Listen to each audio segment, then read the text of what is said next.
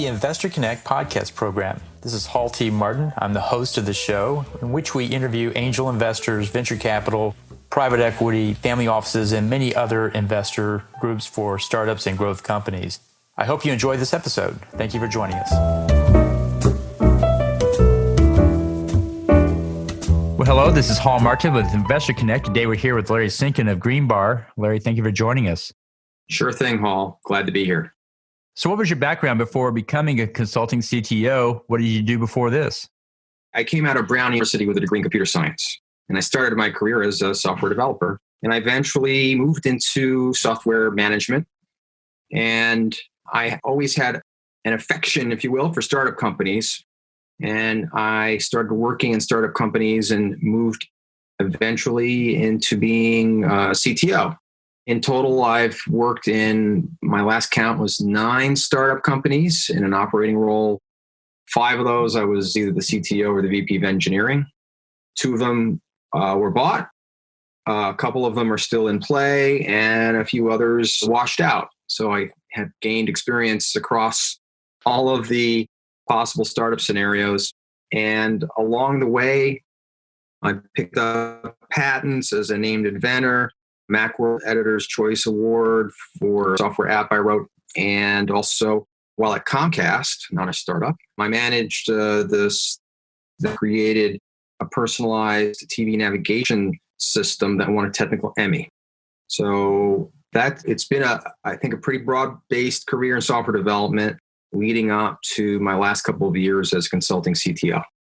So how do you help startups and investors? What do you do for them? So I help usually non-technical or not so technical executives and founders run, manage, or plan for software development, software product development. From an investor perspective, I would say I mitigate risk, software execution. Oh, great. So what's your advice for people investing in startups? What do you tell them to do before they write that check? Yeah, so the advice I would give an investor is actually the same I would give to a startup founder. We're both in the same boat together. And that is that number one, you must focus on customer feedback. I don't trust my own opinion about the chances of success. I don't even trust domain experts' opinion. I have learned to trust what actual customers say, the more the better, about whether they really are willing to pay and want to use a particular software product or service. Very good. And so for those who are running startups, what's your advice to them before they launch that startup? Yeah, so one of the catchphrases that has become popular in the last 10 plus years is minimal viable product or lean startup. And I'm certainly an advocate of don't just fall in love with your idea, which is common, but try to validate it as quickly and cheaply as possible against either real customers or potential customers.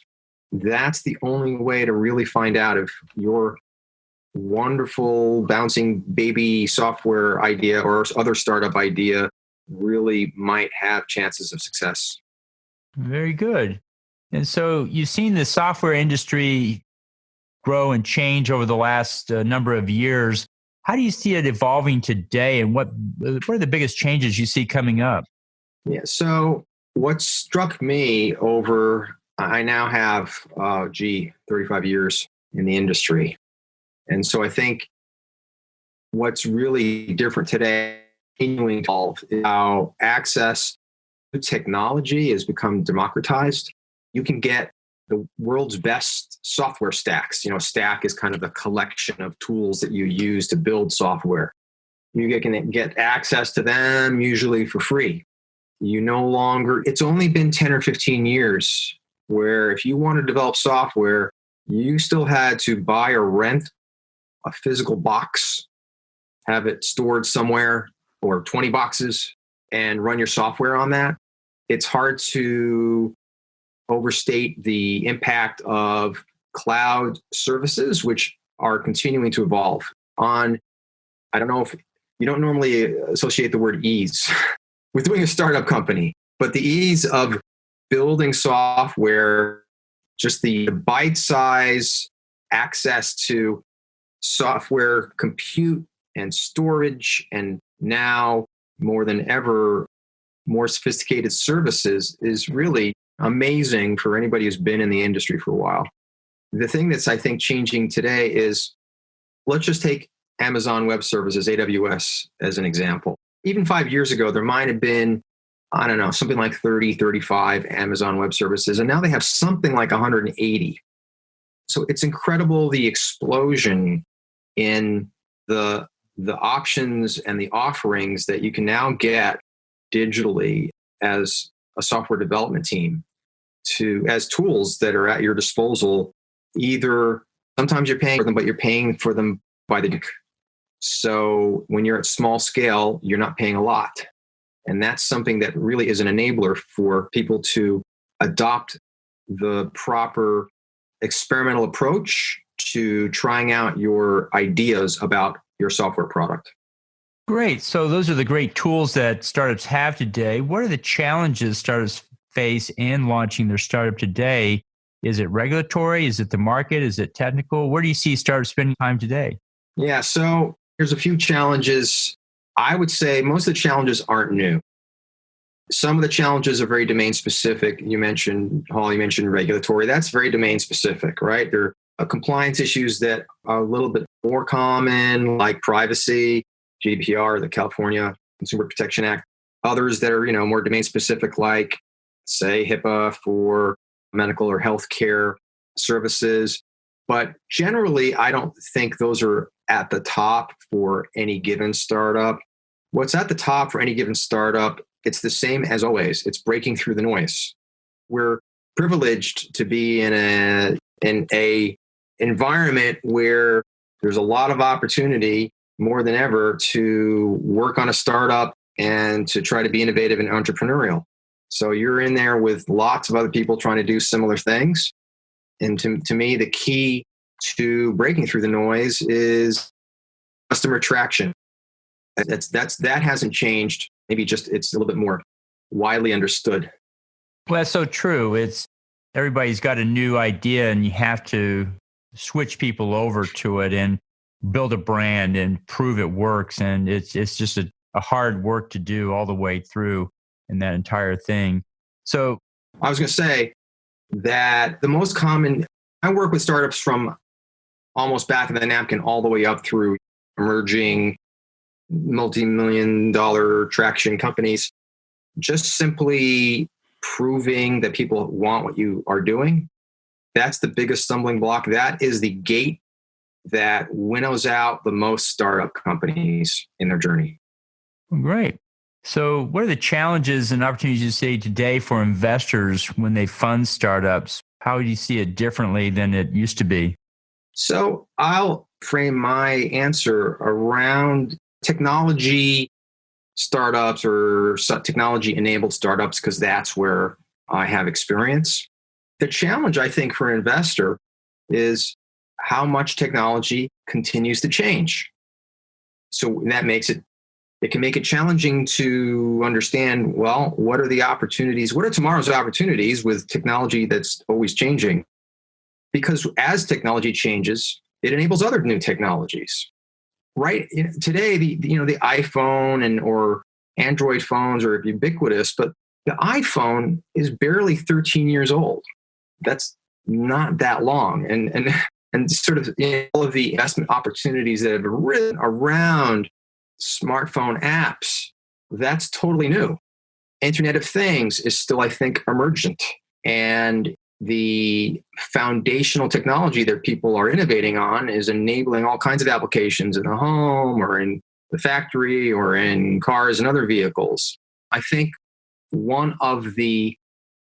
the last couple of years, what I've seen emerging really for the first time is that machine learning and data science tools have joined other cloud-based services as being kind of either cheap, if not free, and accessible to anybody who wants to build some software product or service that needs some kind of insights, or simply leverages machine learning to do things that you could never do before.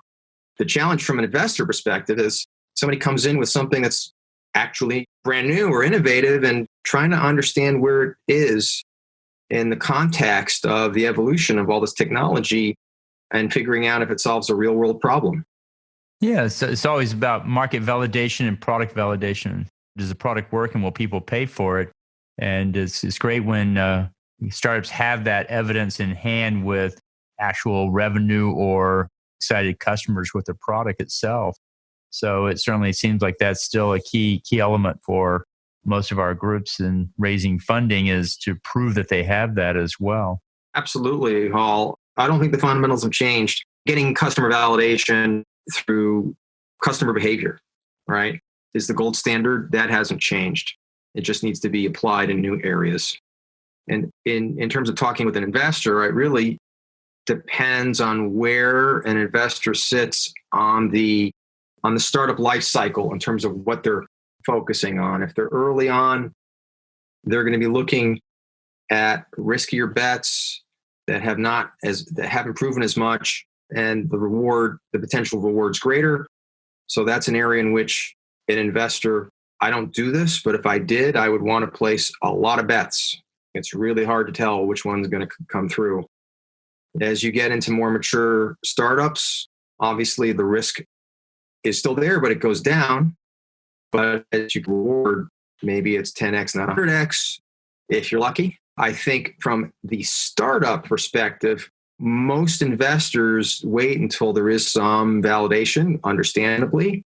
And so the biggest challenge from a startup perspective is kind of the bootstrapping or the early stage funding, maybe friends and family, that gets them to the point of being able to show the kind of validation that an investor, an actual, either an angel consortium, an institutional investor is going to be interested in. Well, very good.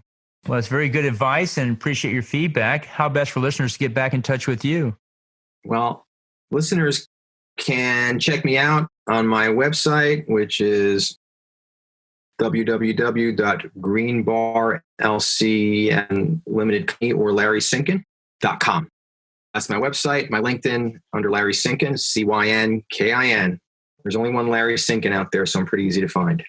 That's great. We'll add those to the show notes. I want to thank you for joining us today and hope to have you back for a follow-up soon. My pleasure, Hall.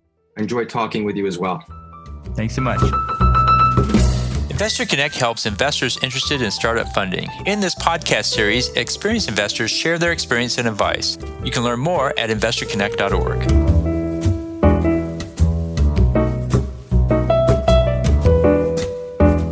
Paul T. Martin is the director of Investor Connect, which is a 501c3 nonprofit dedicated to the education of investors for early-stage funding. All opinions expressed by Hall and podcast guests are solely their own opinions and do not reflect the opinion of Investor Connect. This podcast is for informational purposes only and should not be relied upon as a basis for investment decisions.